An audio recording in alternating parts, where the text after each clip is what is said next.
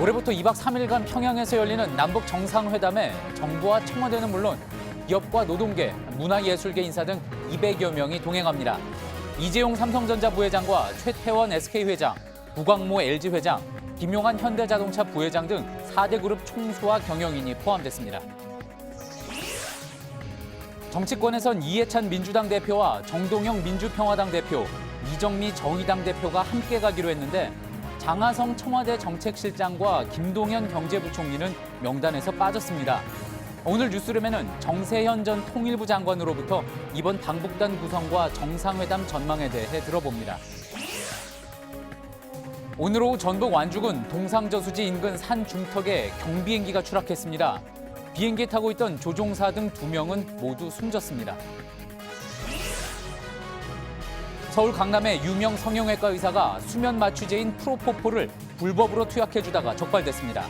중독자들은 매입가에 172배나 비싼 값을 내고 프로포폴을 투약받았는데 이 의사는 2달 만에 5억 원 넘게 챙긴 걸로 드러났습니다. 정부가 최근 몰래카메라와의 전쟁을 선포했지만 관련 범죄는 줄지 않고 있습니다. 시간과 장소를 가리지 않는 몰카 범죄, 그 실태와 문제점을 이슈 플러스에서 취재했습니다. JTBC 뉴스룸 지금 시작합니다.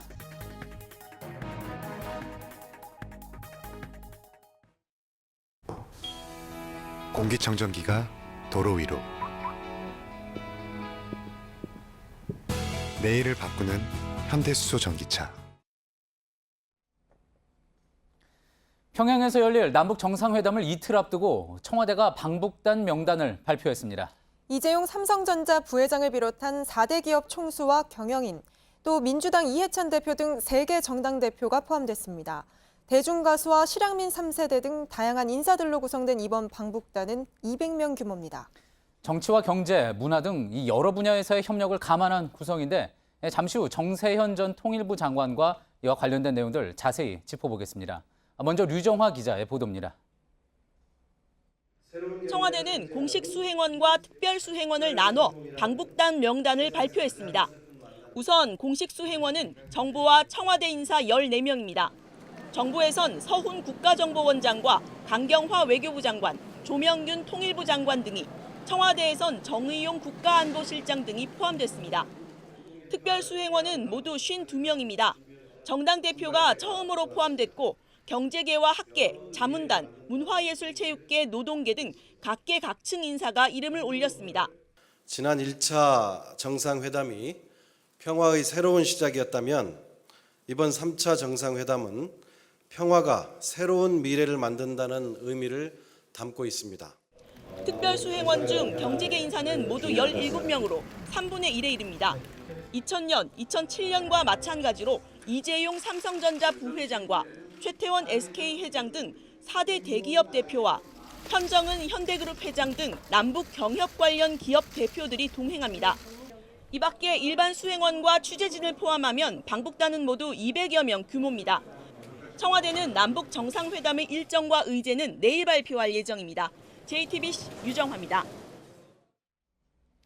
그럼 오늘 공개된 방북단 명단 어떻게 구성이 됐는지 자세히 한번 살펴보겠습니다. 최재원 기자가 나와 있습니다. 자, 최 기자, 우선 정당 대표들이 처음 포함된 게 눈에 띕니다. 그동안 이제 2000년, 2007년 평양에서 정상회담이 열렸을 때는 정당 대표들은 참석하지 않았던 거잖아요. 네, 당초 청와대의 바람은 국회의장부터 여야 당대표까지 모두 다 가자는 것이었습니다. 그러나 아시는 것처럼 모두의 환영을 받지는 못했습니다. 예. 그래서 결국 갈 사람만 가게 돼서 집권여당 민주당의 이해찬 대표, 그리고 민주평화당 정동영 대표, 정의당 이정미 대표 3명이 가게 됐습니다. 이 세 사람이 그럼 가서 뭘 하느냐? 김영남 최고인민회의 상임위원장과 만날 예정이라고 합니다. 김영남 위원장은 우리로 치면 국회의장이거든요. 그러니까 남북 국회 간의 만남이 이뤄지는 겁니다. 정상회담 수행단에 처음 포함된 사람들도 또 있는데 한국노총과 민주노총, 양대노총 위원장들이고요. 또 박원순 서울시장, 최문순 강원도지사 등 지자체장도 처음 동행합니다. 예, 자 그렇다면 의회 간에, 노동계 간에, 또 그리고 지자체 간에 교류가 이루어질 수가 있는 거겠군요. 그렇죠. 자, 그런데 이제 경제계 인사들이 또 누가 갈지, 그렇다면 주요 기업 총수들이 과연 다 참석을 할지도 관심이었죠. 네, 결국 4대 그룹이 모두 가게 됐습니다. 최태원 SK 회장, 그리고 이재용 삼성전자 부회장, 구광모 LG 회장, 김용환 현대차 부회장입니다. 이 가운데서도 이재용 부회장이 단연 관심이었죠. 문 대통령과 인도에서 깜짝 만남을 가진 데 이어서 이번에 평양도 동행하게 됐습니다. 국정농단 사건의 핵심 피고인이지 않냐 이런 지적도 있었는데 임종석 비서실장은 이 재판은 재판대로 엄격하게 진행될 것이고 일은 일이다 이런 답변을 내놨습니다. 이 현대차의 경우에는 정의선 수석 부회장이 예상이 됐는데 예상과 달리 못 가게 됐습니다. 예, 4대 기업 총수 중에 이제 정 부회장만 안 가게 된 거잖아요. 그래서 많은 궁금증을 불러일으켰는데 어떤 이유에서인지 나왔습니까? 네, 지금 이 미국의 자동차 수출 관세 문제가 워낙 발등에 불이라서요. 이 문제를 급하게 해결하기 위해 미국으로 출장을 갔다고 합니다. 예. 또 그런가 하면은 뭐 경제단체 가운데서는 상공회의소, 경총 등은 이름을 올렸는데 최근에 위상이 낮아진 정경련은 이름이 빠졌습니다. 그렇군요. 자, 그 밖에 이제 현대그룹의 현정은 회장도 명단에 이름을 올렸습니다. 그 밖에 이제 경제계 인사들 보면은 남북 경제 협력을 염두에 둔 걸로 보이는군요. 네, 동행하는 경제인들의 면면을 보면서 제가 좀 설명을 드리겠습니다. 우선 남북 경협과 관련한 공기업 인사들이 눈에 띕니다. 오영식 코레일 사장, 남북 철도 사업을 염두에 둔 것일 테고요. 그리고 김종갑 한국전력 사장, 에너지 사업이죠. 북한은 워낙 전력 사정이 열악한 상황입니다. 그리고 신한용 개성공단 기업협회 회장도 함께하는데 향후에 개성공단 재개 가능성에 대비한 것이겠고요. 또 금강산 관광 재개를 기대하고 있는 현대그룹의 현정은 회장도 동행을 합니다. 예. 물론 제재 때문에 이런 경제 협력들 지금은 어렵습니다. 다만 오늘 명단을 보면 미리 준비할 건 하겠다는 청와대의 의지가 읽힙니다. 경제인들은 북한 리룡남 경제 담당 내각 부총리와 만날 예정입니다. 예, 그렇다면은 오히려 우리 기업인들이 북한의 경제 관료를 만나게 된다는 건데 오히려 우리 정부의 경제 라인들은 이번에 빠졌죠? 그렇습니다. 이 장하성 정책실장 안 가고요. 그리고 김동연 경제부총리도 빠졌고 그리고 이 임종석 비서실장도 남겠다고 했습니다. 예. 이 현안을 이유로 들었습니다. 지금 추석이 곧 코앞으로 다가와 있는데 뭐 일자리 문제, 부동산 문제 워낙에 심각해서 자리를 비울 수가 없다는 겁니다. 그렇군요. 자, 그 밖에 또 어떤 인사들이 이번에 방북단 명단에 포함이 됐습니까? 네, 문 대통령에게 이 남북 관계에 있어서 조언을 주던 원로 인사들이 포함이 됐습니다. 명단을 보시면 2000년 첫 남북 정상회담의 주역인 임동원 전 통일부 장관이 있고요. 또 1, 2차 회담에 모두 참석했던 문정인 특보가 눈에 띕니다. 그리고 홍석현 한반도 평화만들기 이사장도 포함이 됐습니다. 지금까지 제 설명을 들으시면서 느끼셨겠지만 전체적으로 구성이 다양합니다. 뭐 정당부터 경제, 학계, 뭐 노동계, 문화예술계 이렇게 52명이 두루두루 이름을 올렸는데 뭐 그동안 막혀있던 남북 관계 전방위적으로 풀어보겠다는 것이겠죠. 그리고 남북이 할 수 있는 건 다 해보자. 이런 말로 정리할 수 있을 것 같습니다. 예, 잘 들었습니다. 최재훈 기자였습니다. 예, 이번 남북 정상회담에는 이례적으로 아주 젊은 특별 수행원이 동행을 합니다. 지난 이산가족 상봉 행사 때 북한의 큰 할아버지에게 손편지를 보내 화제가 됐던 16살 김규현 양 기억하시죠? 김 양과 또 통일부 대학생 기자단으로 활동하는 이에스더 양이 이번에 평양에 가게 됐습니다. 가수 지코와 에일리도 방북단에 이름을 올렸습니다. 어환희 기자입니다. 언젠가 저도 할아버지를 뵐 수 있는 날만 기다릴게요. 지난 8월 이산가족 상봉 행사에서 한 소녀가 북한에 있는 큰할아버지에게 쓴 노란 손편지입니다. 편지의 주인공은 중학교 3학년 16살 김규현 양입니다. 통일부 대학생 기자단으로 활동하는 21살 이에스더 양은 고등학생 때부터 북한에 꾸준히 관심을 가져왔습니다. 김 양과 이 양은 이번 남북 정상회담 청년 특별수행원으로 북한에 가게 됩니다. 평양냉면 기획 기사를 준비 중인데 북한 대학생 이제 만나는 기회가 있으면 너무 뜻깊을 것 같다는 생각을 하고 얼떨떨하고 진짜 너무 감사한 마음이다. 할아버지의 아픔을 공유한 새로운 세대가 평양을 볼 수 있었으면 좋겠다고 생각했습니다. 이번 회담에는 다양한 문화예술체육계 인사도 함께합니다. 나의 북한문화유산 답사기의 저자 유홍준 교수, 차범근 축구감독, 현정화 탁구 대표팀 감독, 박종아 아이스하키 남북 단일팀 주장 등이 포함됐습니다. 가수 지코와 에일리, 작곡가 김영석 씨도 동행해 아리랑 등 공연을 펼칠 예정입니다. 특히 지코는 힙합 가수로는 방북이 처음이어서 관심을 모으고 있습니다. JTBC 어환입니다. 예, 평양에서 열리는 3차 남북 정상회담은 이전의 두 번의 회담과는 다르게 2박 3일에 걸쳐서 진행이 됩니다. 그만큼 지켜볼 일이 많을 텐데요. 이희정 기자와 하나하나 짚어보겠습니다. 자, 이 기자, 이번에도 두 정상이 처음 만나는 장면부터 전 세계로 생중계하기로 했습니다. 자, 김정은 위원장이 공항으로 직접 마중을 나오게 되겠죠? 네, 문재인 대통령은 모레 이 서해 직항로를 통해서 약 1시간 정도면 이 평양 순안공항에 도착할 걸로 보입니다. 김정은 위원장이 직접 영접을 나오고 또 김여정 당 제1부부장과 최룡해 부위원장 등 핵심 라인이 총출동할 걸로 예상됩니다. 11년 만에 평양에서 하는 회담인 만큼 김 위원장은 최고 수준의 예우를 갖출 걸로 예상됩니다. 이 북측이 준비한 문 대통령 환영식 규모도 궁금합니다. 저 공항에서 곧장 이제 그 환영식이 열리게 되겠죠? 네, 이 뒤로 보이는 화면을 보시면 이게 2000년 김대중 전 대통령이 평양에 도착한 직후의 모습인데요. 많은 주민들이 나와서 환영을 하고 있습니다. 이 북한은 이번에도 김대중, 노무현 두 전직 대통령 방북에 준하는 환영식을 준비할 걸로 보입니다. 육해 공군 사열대 의장은 물론 이 문 대통령이 이동하는 길목에 이 평양 시민들이 나와서 환영하는 이른바 연도 환영이 있을 가능성이 거론됩니다. 예, 구체적인 일정에 대해서는 이제 내일 공개하겠다 청와대가 밝히기도 했는데 회담 장소가 어디가 될지 일단 관심이지 않습니까? 백화원 영빈관도 이제 거론이 되고 있지만 김 위원장의 집무실이 있는 노동당 본부 청사 회의실 될 수 있다고 하죠. 네, 앞서 우리 대북특사단이 방북을 했을 때도 이 노동당 청사에서 만났습니다. 따라서 이번 회담도 이 건물 3층에서 이루어질 수 있다는 분석이 나오는데요.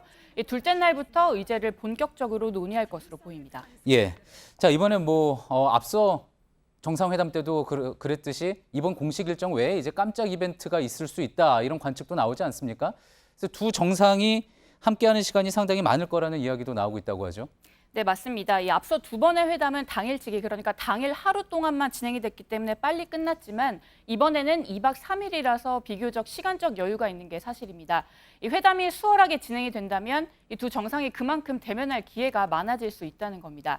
특히 4월 판문점 회담 때 이 도보다리에서 이 명장면처럼 이번에는 북한이 깜짝 이벤트를 준비했을 가능성도 있습니다. 가령 평양 대동강변이나 또 과학기술 전당, 이 여명거리 같은 이런 관광 명소가 물망에 오르고 있고요. 또 북한이 정권 수립 70주년을 맞아서 최근에 진행 중인 이 집단체조 공연 관람, 그리고 또 남북 간 경제 협력 차원에서 이 평양 인근의 산업 현장을 방문할 가능성도 점쳐집니다. 그렇군요. 지금 아무래도 청와대가 각별히 신경 쓰는 부분은 경호 문제일 것 같습니다. 두 정상을 어떻게 경호할지에 대해서도 정해졌습니까? 예, 아직 구체적인 경호 방안은 밝혀지지 않았는데요. 하지만 이 관례상 이 경호의 책임은 초청한 쪽에 있습니다. 다만 2007년 노무현 전 대통령이 방문했을 때처럼 이 최근접 경호는 우리 청와대가 담당할 걸로 보입니다. 만약 두 정상이 함께하는 일정의 경우에는 남북이 함께 경호하는 방안도 검토되고 있는 걸로 알려졌는데요. 이 경우에는 북측에선 이 호위 총국이 총동원될 걸로 보입니다. 예, 잘 들었습니다. 이희정 기자였습니다. 남북 정상회담을 사전 준비하기 위한 우리 측 선발대가 오늘 오후 육로를 통해 평양에 먼저 도착했습니다. 회담 리허설 등 2박 3일간의 일정을 오늘과 내일 동안 미리 둘러볼 예정입니다. 최규진 기자의 보도입니다. 이른 아침 청와대를 출발한 차량 10여 대가 도라산 남북 출입 사무소를 통과합니다. 남북 정상회담을 준비하기 위해 떠난 우리 측 방북 선발대입니다. 청와대 통일정책 비서관을 단장으로 경호와 보도, 기술 관력 인력 등 90여 명 규모입니다. 정상회담의 성공적 개최를 위해서 우리 선발대 미리 가서 잘 준비하도록 하겠습니다. 오전에 도라산 남북 출입 사무소를 통과한 선발대는 육로를 통해 북녘 땅을 밟았습니다. 서울에서 평양까지 250km 거리를 달려 오후엔 평양에 도착했습니다. 선발대는 2박 3일간의 회담이 순조롭게 이루어질 수 있도록 준비 작업을 할 예정입니다. 우선 문재인 대통령이 도착할 평양 순안공항과 회담장 등을 살펴보고 점검합니다. 4월 회담 때처럼 주요 행사를 생중계하기로 한 만큼 통신과 방송 장비도 설치합니다. 2007년 이후 11년 만에 이루어지는 평양 회담까지 남은 시간은 이틀. 선발대는 문재인 대통령과 방북 수행단이 도착하기 전까지 평양에서 필요한 모든 작업을 마무리할 예정입니다. JTBC 최기진입니다.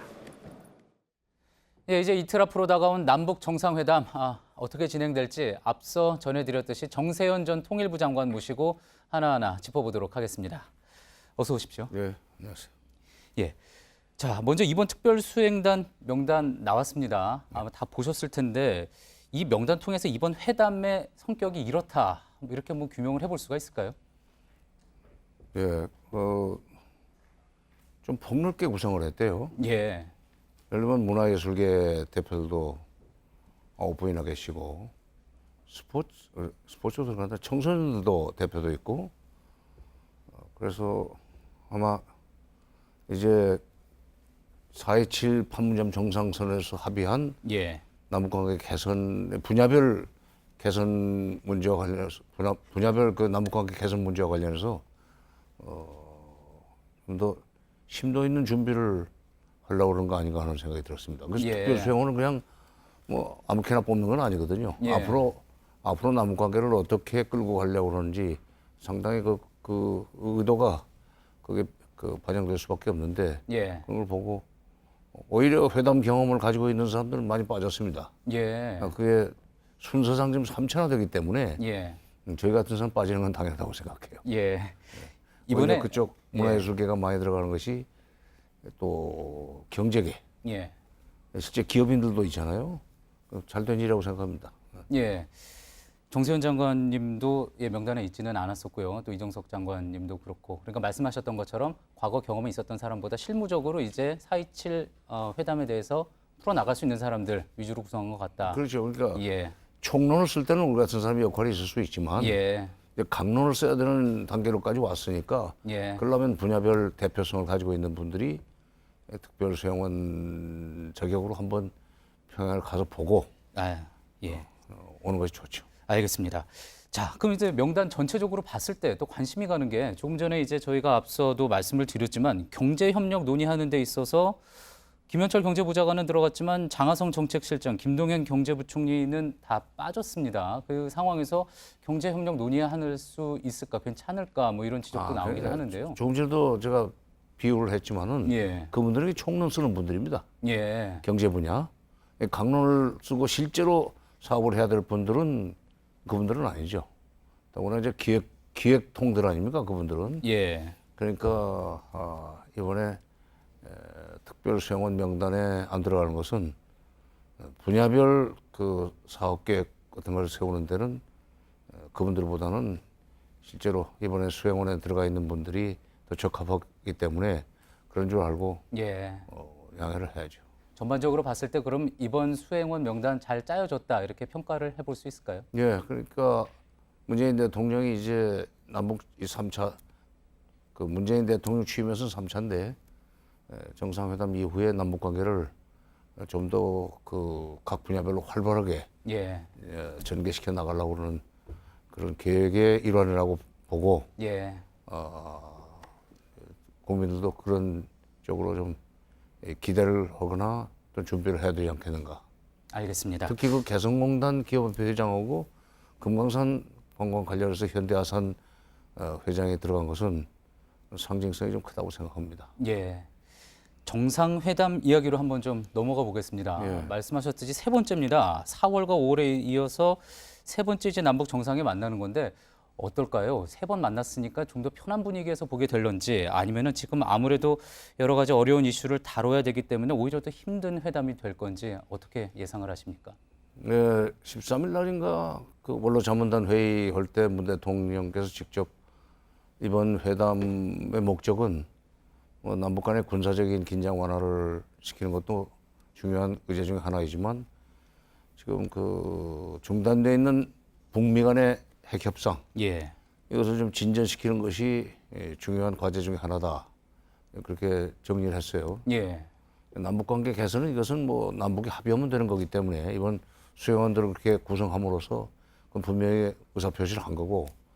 근데 이게 중단됐던 그 북핵 협상이, 북미 협상이 다시 재개되도록 하기 위해서 대통령이 방법을 하는 건데, 하시는 건데, 이게 쉽게 될지 그것은 참 예단하기가 어렵네요. 왜냐하면 어저께, 바로 어저께 노동신문 논평에 아주 참 그 해석이하에 따라서는 이번 회담의 전망을 어둡게 하는 그런 표현이 나왔어요. 그렇습니까? 강도를 들고 달려드는 칼을 들고 달려드는 강도 앞에서 방패를 내릴 수는 없다는 얘기는 칼을 든 강도는 미국을 이야기하는 미국이죠. 거겠죠. 그러니까 미국이 종전선언을 군사적으로 북한을 공격하지 않겠다는 게 종전선언 아니겠어요? 예. 그 종전선언을 해주기 전에는 절대로 핵무기라고는 방패를 내놓을 수 없다는 얘기거든요. 예. 그래서 그게 회담을 앞두고 상대방을 좀 압박하는 장외 압박 전술이라고 생각을 하면서도 예. 거기에 대응하는 미국의 또 이 움직임도 행보도 그 만만치 않아 보여요. 지금 10일 날인가 여기 들어왔다가 한국 거쳐서 중국 돌아가지고 13일 날인가 미국 돌아갔던 그 대북정책특별대표 비건. 예. 이 지금 15일 날 또 돌았단 말이에요. 예. 귀국한 지 한국으로부터 떠난 지 한 2, 3일 만에. 이거는 북한의 움직임이 심상치 않으니까 예. 뭐 대북 제재라든지 이런 거에 대해서 북한이 오해할 수 있는 일은 하지 않았으면 좋겠다는 메시지 전달을 하러 온 거고 봐야 되죠. 예. 그래서 그게 비건의 움직임과 노동신문의 논평, 예. 칼을 들고 달려드는 강도 이런 표현 같은 것은 문 대통령이 북한에 이제 올라가서 김정은 위원장을 설득해가지고 예. 지난번 트럼프 대통령한테 보냈던 친서보다도 진전된 예. 비핵화의 어떤 스케줄 이런 것을 약속받았는데 조금은 암초 역할을 할 수 있을 것 같다는 생각이. 알겠습니다. 여러 가지 이제 정상회담을 앞두고 북미 간의 우호적인 분위기만은 아니다 그런 말씀인 거군요. 예, 예. 예. 자, 그 여러 가지 주제 이제 또 그 밖에 협의하고 오게 될 텐데요. 이 비핵화 문제 일단은 가장 지켜봐야지 될 것 같고요. 그 밖에 또 이 부분만큼은 또 지켜봐야지 되겠다 하는 내용이 있을까요? 13일 날 그 아침 10시부터인가 열렸던 남북 군사 실무회담이 그날 새벽 3시까지 14일 날 3시까지 계속됐다고 그래요. 예. 사실 그동안에 논의됐던 그 공동 경비 구역 내에서의 무장 해제, 예. 판문점, 예. 그다음에 또 그 비무장 지대 내에 이제 군사분 계선이 이렇게 있으면은 남방 한계선과 북방 한계선이 사실 2km씩 떨어져 있어야 되는데 예. 실질적으로 어떤 데는 군사 분계선으로부터 500m밖에 안 되는 그런 지점까지 전방 초소들이 GP가 진출해서 설치가 되어 있습니다. 예. 이거는 이제 다 철수하자 하는 예. 협의를 했었죠. 예. 그거 이제 결론이 났다고 그래요. 근데 그거는 대통령과 저쪽의 국무위원장이 거기에 대해서 이제 다시 한번 재확인하고 예. 실시하면 되는데 이게 우리의 경우에는 그 비무장지대이기 때문에 유엔 사업의 협조가 돼야만 되는 문제입니다. 알겠습니다. 군사적인 논의에 대해서도 관심 있게 한번 지켜볼 필요가 예. 있겠군요. 잘 들었습니다. 정세현 전 통일부 장관이었습니다. 말씀 감사합니다. 예. 중독성이 강해 마약류로 지정된 프로포폴을 중독자들이 원하는 대로 놔준 성형외과 의사가 적발됐습니다. 서울 강남의 유명 성형외과 전문의인데 프로포폴 매입가보다 무려 172배나 값을 높여받았습니다. 신아람 기자입니다. 서울 강남의 성형외과 전문의인 홍모 원장. 과거 방송에 출연해 유명세를 얻었는데 중독자들이 원하는 대로 프로포폴 주사를 놔주다가 적발됐습니다. 30분간 수면할 수 있는 프로포폴 앰플 한 개는 2,908원. 홍 원장은 이 값에 172배를 부풀려 개당 50만 원을 받고 투약해준 것으로 조사됐습니다. 지난 4월부터 6월까지 2달간 올린 수익만 5억 5천만 원입니다. 같은 기간 상습 투약자 10명이 이 병원에서 250번 가까이 프로포폴을 투약받았습니다. 투약비로만 1억 넘게 쓴 31살 유흥업소 종사자가 적발됐고 32살 장모 씨는 이 병원을 포함해 강남 일대를 돌며 프로포폴 투약에 6개월간 2억 원을 쓴 것으로 드러났습니다. 홍 원장은 프로포폴을 투약해준 뒤 진료기록부를 꾸며 쓰고 식약처가 운영하는 마약류 통합관리 시스템에 보고하지 않았다가 덜미가 붙잡혔습니다. 서울중앙지검은 홍 원장과 장 씨 등 총 3명을 구속한 뒤 병원 관계자 등 4명과 함께 재판에 넘겼습니다. JTBC 신아람입니다. 오늘 전북 완주에서 경비행기 한 대가 떨어져 2명이 숨졌습니다. 이 비행기는 충남 공주에서 출발해 경남 합천을 거쳐 다시 돌아오는 연습 비행 허가가 나 있던 것으로 파악됐는데요. 경찰은 정확한 사고 경위를 조사하고 있습니다. 정영재 기자입니다. 종이장처럼 구겨진 고철 더미가 나무에 걸려 있습니다. 소방대원들이 고철더미 주변을 살핍니다. 오늘 낮 3시 30분쯤 전북 완주군 동상저수지 부근에 경비행기 한 대가 떨어진 겁니다. 신고를 받고 수색하던 소방대원들은 오후 5시 30분쯤 인근 야산에서 부서진 비행기 동체를 찾았습니다. 10분 후 부서진 기체 근처에서 조종사 44살 이모 씨와 57살 서모 씨가 숨진 채 발견됐습니다. 이 비행기는 개인 소유로 서울지방항공청의 연습 비행으로 허가를 받은 상태였습니다. 공주를 거쳐서 합천까지 내려갔다가 다시 공주로는 착륙하지 않고 바로 비행하는 걸로 이렇게 비행기에서 제출이 돼 있어요. 경찰과 소방당국은 현장을 수습하는 한편 목격자 등을 상대로 사고 경위를 조사하고 있습니다. JTBC 정영재입니다. 갭 투자로 아파트를 60채나 사들이고도 친인척 명의를 앞세우는 등 세금을 제대로 내지 않는 방법도 각양각색입니다. 국세청이 이번에 아예 다주택자와 고액 임대소득자 중 탈루 혐의가 큰 1,500명 명단을 추려서 세무검증에 나서기로 했습니다. 정재우 기자입니다.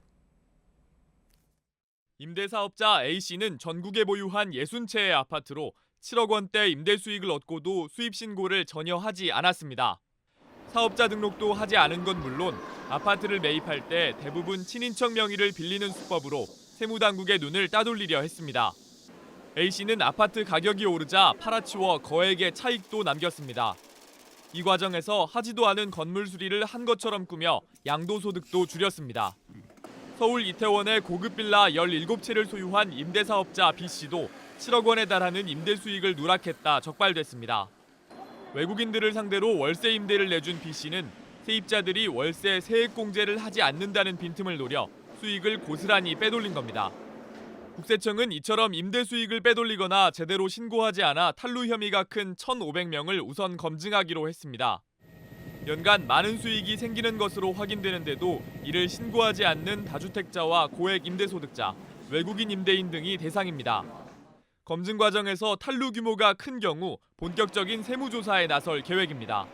JTBC 정재우입니다.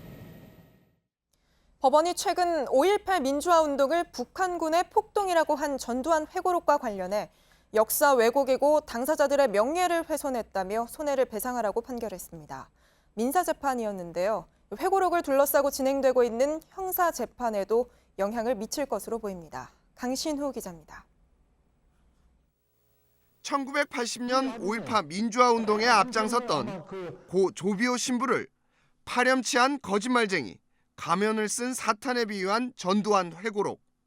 이에 대해 광주지방법원은 명예훼손이라며 조 신부의 조카 조용대 신부와 5월 4개 단체에 7천만 원을 배상하라고 선고했습니다. 또 5.18은 북한군이 개입한 반란이자 폭동이다. 헬기 사격이 없었다. 광주 시민을 향해 총을 겨누지 않았다는 회고록 내용들도 근거가 없다고 판단했습니다. 이를 포함한 69개 표현들을 삭제하지 않고는 출판과 배포를 금지한다고 선고했습니다. 역사의 진실은 언제든지 밝혀지고 5.18 왜곡과 조작의 주범은 전두환이다. 이게 또 밝혀진 셈이죠. 전시 측은 5.18 민주화 운동에 대한 평가는 진행 중이기 때문에 법적인 판단을 내릴 수 없다는 입장입니다. 전 씨는 조비오 신부에 대한 사자 명예훼손 혐의로도 검찰에 기소돼 다음 달 1일 재판을 받게 됩니다. 피고인은 첫 공판에는 나와야 하는데 전 씨는 건강상의 이유로 출석을 거부하고 있습니다. 이 때문에 법원은 구인장을 발부해 강제로 재판에 나오게 하는 방안을 검토 중입니다. JTBC 강신호입니다. 필리핀에서 32명의 목숨을 앗아간 초강력 태풍 망쿠시, 이번엔 홍콩을 거쳐 중국을 집어삼키려 하고 있습니다. 미 남동부를 휩쓸고 있는 플로렌스 역시 피해가 커지고 있습니다. 이한주 기자입니다. 파도가 5층 건물보다 높게 들이닥칩니다. 아파트 앞까지 밀려온 바닷물에 휩쓸렸던 시민은 간신히 목숨을 구합니다. 퍼붓는 비바람이 휩쓸린 가재도구들이 하늘로 솟구치고 바람을 견디지 못한 유리창이 깨지면서 집안은 성한 곳이 없습니다. 올해 전 세계에서 발생한 태풍 가운데 가장 강력한 괴물 태풍 망쿠시 휩쓴 홍콩의 모습입니다. 필리핀을 지나며 10만 명을 이재민으로 만든 망쿠시, 이번엔 홍콩을 거쳐 중국 상륙을 앞두고 있습니다. 초당 최대 풍속 57m의 강풍과 폭우에 홍콩과 중국 모두 최고 경계 등급인 시그널 10과 적색 경보를 내렸습니다. 홍콩과 대만에서만 900편에 가까운 항공기가 결항하는 등 교통편이 대부분 마비되면서 10만 명이 넘는 관광객의 발길이 묶였습니다.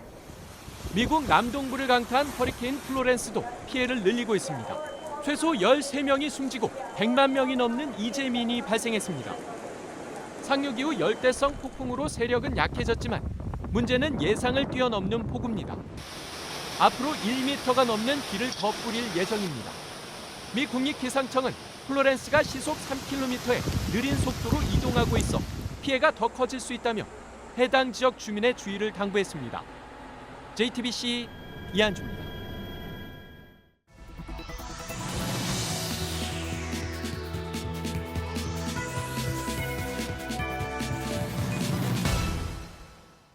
몰래카메라 범죄. 피해자는 그 고통 때문에 일상으로 되돌아갈 수 없는데 가해자들에 대한 처벌은 대부분 벌금형에 그치고 있습니다. 그래서 그런지 인터넷에 몰카 사진이 올라오면 버젓이 나도 보내달라는 사람들까지 있습니다. 이슈플러스 오선민 기자가 취재했습니다. 지난달 소셜미디어에 올라온 여자 화장실 몰카 사진입니다. 이메일 주소를 남기면 자료를 공유하겠다고 합니다. 댓글 수백 개가 달렸습니다. 몰카 범죄는 줄어들지 않고 있습니다. 지난해 적발된 몰카 범죄는 6,400여 건으로 5년 새 2배 이상 늘었습니다. 피해자들은 카메라 렌즈와 마주한 순간을 잊을 수 없다고 말합니다. 카메라가 샤워실에 하나 있더라고요. 휴대폰에 충전기가 꽂아져 있더라고요. 그 위에 한 통이 코드에. 혼자 사는 여성 A씨는 부엌 선반에서 CCTV 앱이 설치된 스마트폰을 발견했습니다. 몰카는 버스 정류장과 지하철 등 장소를 가리지 않습니다. 너무나 대놓고 이제 촬영을 하시는 거예요. 왜냐하면 지하철 걸으면 비쳐 보이니까 도망을 가는데도 아무도 저러지 않더라고요. 주변 사람들 시선이 더 큰 상처가 됐습니다. 그냥 너가 잊어 이렇게 한 게 되게 안 잊혀지는데 왜 잊으라고 말하는지. 숨는 건 가해자가 아니라 오히려 피해자들이었습니다. 밤새도록 그분을 찾아갔어요. 찾다가 갑자기 눈물이 나더라고요. 내가 왜 이렇게까지 찾아야 되나. 일상적인 생활을 아예 못하게 됐고. 결국 스스로 지키는 방법을 찾아야 했습니다. 직접 빼보려고 가지고 다녔어요. 나사형 몰카를 찾기 위해 드릴을 갖고 다니고 대바늘로 화장실의 모든 구멍을 찔러봤습니다. 하나로 무사하게 되면 두 개를 한 번에 찌르거든요. 큰 구멍 같은 경우는 고통은 계속되지만 몰카 범죄 처벌은 약합니다. 하고 사실 끝까지 가도 별로 좋을 게 없고 진짜 솔직하게 말하면 별로 벌 안 받는다고.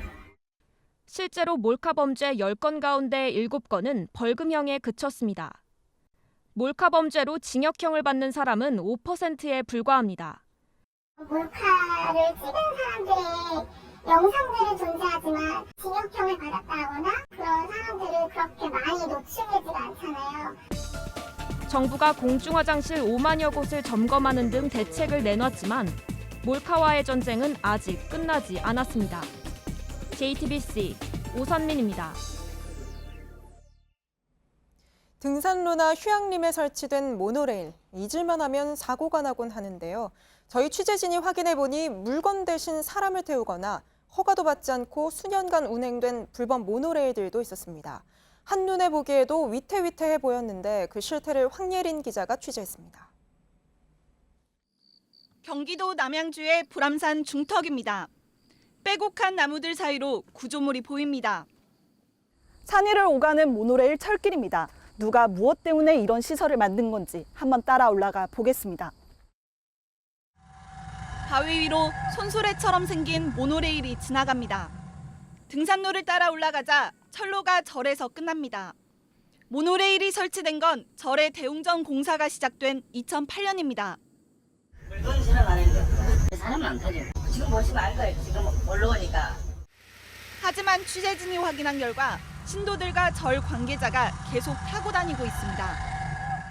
절에 오는 사람만은 이게 저럴까 봐요. 2015년 사용기간이 만료돼 철거돼야 하는 임시 시설물이지만 산 곳곳의 비탈길 위를 위험스럽게 오가고 있는 겁니다. 특히 해당 모노레일은 설치된 이후 공식적인 안전점검은 한 번도 받지 않았습니다. 모노레일을 살짝만 흔들어도 크게 요동치는 걸 확인할 수 있는데요. 유일하게 몸을 의지할 수 있는 손잡이는 쉽게 빠집니다. 모노레일 존재조차 몰랐던 지자체는 지난달 관련 민원이 접수되고 나서야 해당 절에 철거 명령을 내렸습니다. 에 대한 준공이 조경으로 인해서 안 됐으니까 그게 임시장소는 처리하는 것 같은 14년 11월. 인지 몰랐다가 최근에 민원이 들어와가지고. 불법 모노레일이 다니는 곳은 이곳만이 아닙니다. 충남 금산군 서대산의 한 사림 휴양림. 모노레일을 소개하는 팻말의 전화번호로 직접 연락해봤습니다. 운행을 안 해요? 하는데 2분이든 3분이든 더 모셔갖고 가야 원래 인당 10,000원 우리가 받아요.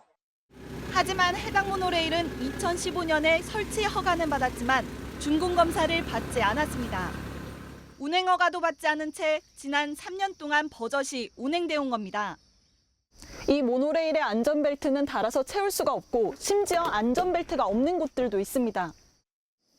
휴양림 측은 불법인지 몰랐다며 최근에는 운행하지 않았다는 입장입니다. 해당 지자체는 관리 소홀을 인정하면서도 업체 측의 사정을 고려했다고 주장했습니다.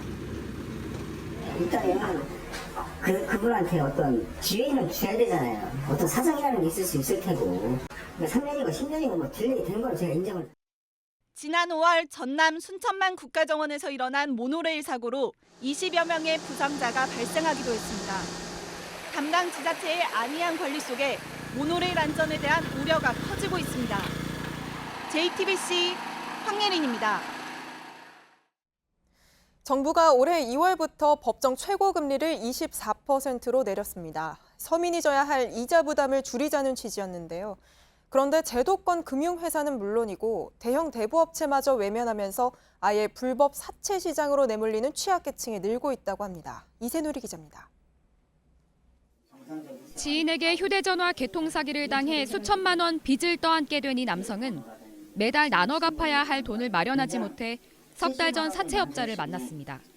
빚이 빚을 만든다고 하잖아요. 그래서 조금 모자랄 때 좀 넣어야 된다는 그 압박이 있어서 계속 늘려고 하다 보니까 이제 이런 돈이 빌리게 되었고. 빌린 돈은 30만 원인데 지금까지 갚은 돈은 5배가 넘는 165만 원입니다. 이자율을 따지면 2,313%입니다. 1시간만 상황이 늦어도 욕설과 협박이 쏟아졌습니다. 너 연체료가 25야. 알고 있지? 넌 앞으로 안 봐줘. 2시까지 무조건 쳐내놔라. 진짜 좋은 말 할 때. 근데 그만 긁고. 가족들 번호라든지 12개 이상 번호를 받아가야 된다고 그러더라고요. 되게 좀 그런 거에 대한 압박감이 컸어요. 그래서 아침에 진짜 눈 뜨기 싫을 정도로. 정부가 지난 2월부터 법정 최고금리를 내렸지만 불법 사채업체는 오히려 활개치고 있습니다. 피해 건수는 매년 늘고 있습니다. 올해 상반기에도 공식 접수된 것만 1,000건을 넘었습니다. 대부업체들이 대출 심사를 매우 강화하고 있습니다. 수익성이 떨어지다 보니까 과거에 대출해주던 고객 중에서 신용도가 낮은 고객들은 이제 전부 대출 거절을 하는. 대출 절벽에 내몰린 저신용층이 빚의 악순환에 빠질 수 있는 구조적인 위험에 노출돼 있습니다. JTBC 이세누리입니다. 독일에서 열린 2018 베를린 국제마라톤에서 케냐의 엘리우드 킵초게가 세계 신기록을 세우며 우승했습니다. 킵초게는 42.195km를 2시간 1분 39초에 달려 같은 대회에서 2014년에 수립된 세계 신기록을 1분 18초 앞당겼습니다.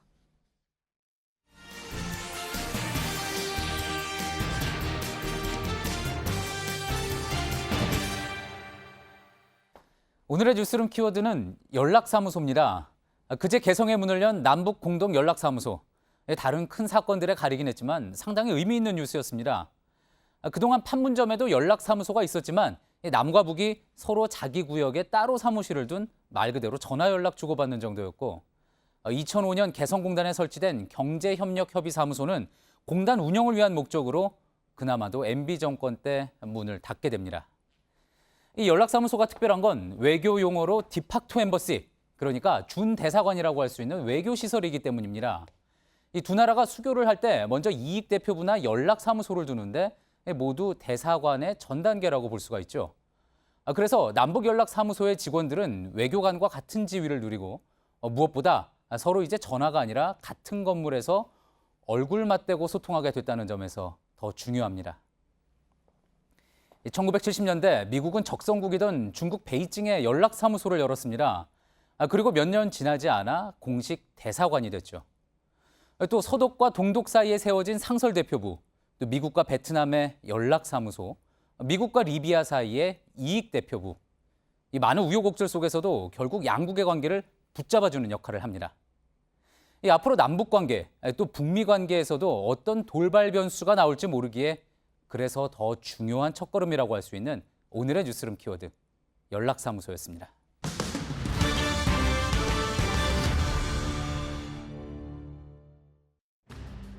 어제 새벽 전남 무안의 한 육군부대에서 22살 A일병이 숨진 채 발견됐습니다.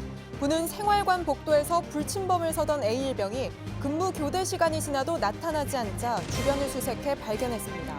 현장에서 유서는 발견되지 않았는데 군은 부대 안에서 A일병에 대한 구타와 가혹 행위가 있었는지 조사하고 있습니다.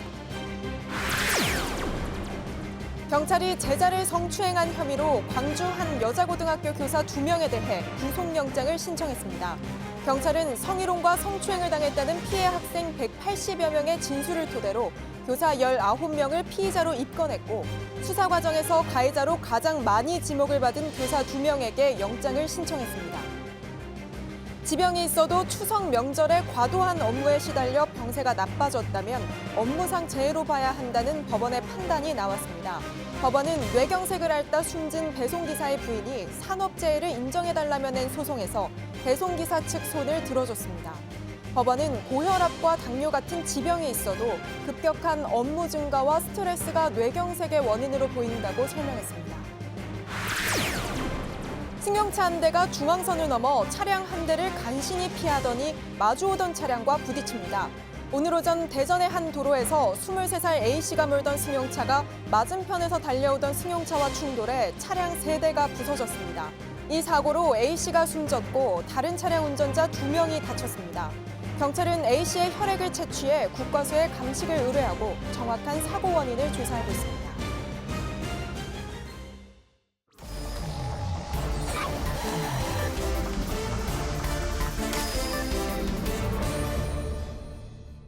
예, 비하인드 뉴스 안지연 기자 나와 있습니다.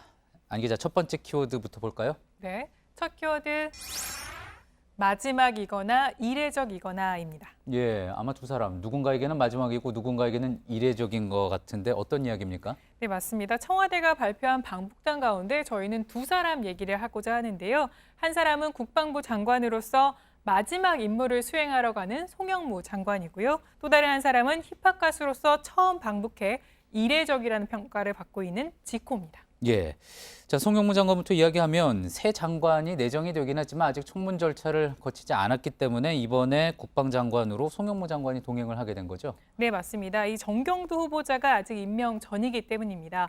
이 내일 인사청문회가 열리지만 사실상 바로 다음 날인 18일부터 정상회담이 열리기 때문에 그 전까지 취임식까지 마치고 동행하는 건 사실상 불가능하기 때문입니다. 예. 자, 어쨌건 이렇게 돼서 그러면은 이번 남북 정상회담 동행이 송 장관의 그래서 마지막 임무가 되는 거겠군요. 네, 그렇습니다. 그런데 이 마지막 임무가 쉽지는 않아 보입니다. 송 장관의 마지막 임무는 이렇습니다. 이 노광철 북한 인민무력상과 이 판문점 선언 이행을 위한 군사 분야 합의서를 체결해야 되는 건데요. 이 가운데 현재까지 그 실무 회담 등을 통해서 제1수구역의 비무장화나 공동 유해 발굴 등 이렇게 육상에서 남북 간 충돌을 막는 건 사실상 합의에 도달한 상태입니다. 예. 하지만 문제는 북방 한계선, 그러니까 NLL을 둘러싼 서해 평화 수역 문제는 이견이 있는 상황입니다. 예, 육상은 어느 정도 됐는데 해상이 문제다. 그런 이야기군요. 자, 이 서해 지역은 두 차례나 뭐 남북 간에 이제 연평해전이 있었고요. 그만큼 이제 민감한 사안인 거잖아요. 네, 그렇습니다. 그렇기 때문에 합의가 쉽지 않을 거다 이런 전문가들의 부정적 전망이 나오고 있는 건데요. 예. 북한은 그동안 NLL 자체를 이 해상 경계선으로 인정하지 않아 왔습니다. 이런 상황에서 우리 측은 NLL 일대의 남북 군함의 출입을 금지하는 완충지대를 만들자 이렇게 제안한 상태인데요. 예. 그런데 북 입장으로선 이를 받아들일 경우 NLL 자체를 인정하는 셈이 돼서 쉽지는 않은 상황인 겁니다. 예. 네, 여기다 송 장관은 이 제1연평해전을 승리로 이끈 바 있고 이로 인해서 이 충무공 훈장까지 받은 바 있습니다. 예. 그러니까 송 장관으로서는 이 NLL을 지키면서 평화수역 합의를 이끌어내는 상황에 놓인 셈입니다. 그렇군요. 자, 조금 전에 이제 가수 지코 이야기도 했습니다. 왜 이례적이라고 이야기를 한 거죠? 네, 래퍼로서는 처음으로 방북하기 때문인데요. 그래서 온라인상에는 이 북한의 이 힙합 정신을 보여주러 가는 것이냐 이런 식의 댓글이 많이 달리면서 관심이 뜨거웠습니다. 예. 그래서 지코를 알아보니까 지코는 그동안 세월호 리본 모양의 문신을 팔애하는 등 이 세월호 참사에도 지속적으로 관심을 보여온 바 있습니다. 예, 그렇군요. 래퍼로서는 그러니까 힙합으로서는 힙합 가수로서는 처음인 거군요. 근데 지난번 이제 북한 예술단 행사에서는 레드벨벳 걸그룹이 이제 가서 또 관심을 받지 않았습니까? 네, 그렇습니다. 특히 레드벨벳의 히트곡 가운데 빨간 맛이라는 노래 제목이 문제가 되지 않겠느냐. 또 배드보이라는 곡에는 총 쏘는 안무가 있는데 이게 북한에서 가능하겠느냐. 이런 말이 많았지만 레드벨벳은 이 안무를 수정했고요. 그래서 성공적으로 공연을 마친 바 있습니다. 예, 이번에도 뭐 지코의 공연을 두고 여러 가지 또 재밌는 이야기들이 나올 수 있겠군요. 두 번째 키워드 볼까요? 네, 두 번째 키워드는 피동적 국민입니다. 예, 피동적 국민 어떤 이야기입니까? 네, 오늘 한국당에서는 김병준 비대위원장이 기자회견을 열었습니다. 이 자리에서 문재인 정부의 소득주도 성장에 대안책이라면서 이 자율경제와 공정배분 중심으로 한 이 국민 성장론을 제시했습니다. 그런데 저희가 주목한 건 이 자리에 참석한 한 소위 위원장의 발언이었습니다. 예, 누구의 어떤 발언이었습니까? 네, 홍성걸 소위 위원장의 발언이었는데요. 문제가 된 발언부터 들어보시죠. 예. 정부로부터 실업수당을 받는 것을 부끄럽지 않게 생각을 하고 모든 것을 정부 지원에 기대자라고 하는 국민으로 지금 변하고 있습니다. 대한민국 국민이 언제 이렇게 피동적이고 수동적으로 지원만 기대하는 민족이었습니까? 그러니까 예. 자신은 김병준 비대위원장이 제시한 국민 성장론에 찬성한다 이런 취지에서 한 말이었는데 과거에는 뭐 금모으기 운동 또 월드컵에서 우리는 역동적이고 진정성이 있는 민족이었는데 언제 이렇게 피동적 수동적으로 변했냐 이러면서 이런 말을 한 겁니다. 예. 자, 그렇군요. 그런데 이 국민 성장론에 찬성을 하는 것과 민족성 어떤 상관이 있다는 겁니까? 김병준 비대위원장이 국민 성장론을 제시하면서 이런 말을 했습니다. 이 성장 동력인 국민이 역량을 발휘하고 뛰게 하겠다 이렇게 얘기했는데 그러니까 수동적이고 피동적인 상태에서 벗어나게 하겠다 이런 취지로 한 말로 풀이됩니다. 예. 그런데 인터넷상에서는 이 말을 두고 갑론을박이 뜨거웠습니다. 주로 반박 댓글이 많았는데요. 보시는 것처럼 국민들을 향해서 실업수당을 받는 것을 부끄러워하지 않는다고 질타하는 것인가? 또 실업수당은 이 복지 혜택인데 이 복지 혜택을 받으면서 부끄러워해야 하나 이런 내용이었습니다. 예. 자, 물론 홍성걸 소위 위원장의 발언 전후 맥락을 다 감안해서 이제 들어봐야지 판단을 해야지 되겠지만 예, 충분히 그렇게 또 들릴 수 있는 대목이 있겠군요. 잘 들었습니다. 안지연 기자였습니다. 오늘 밤에도 전국 곳곳에 산발적으로 비가 내리겠습니다. 내일 아침까지 약한 비가 이어지다 오전부터 맑아지면서 서울과 대구는 낮 기온이 28도까지 오르는 등 큰 일교차를 보이겠습니다. 예, 저희가 오늘 준비한 소식은 여기까지입니다. 시청해주신 여러분 고맙습니다.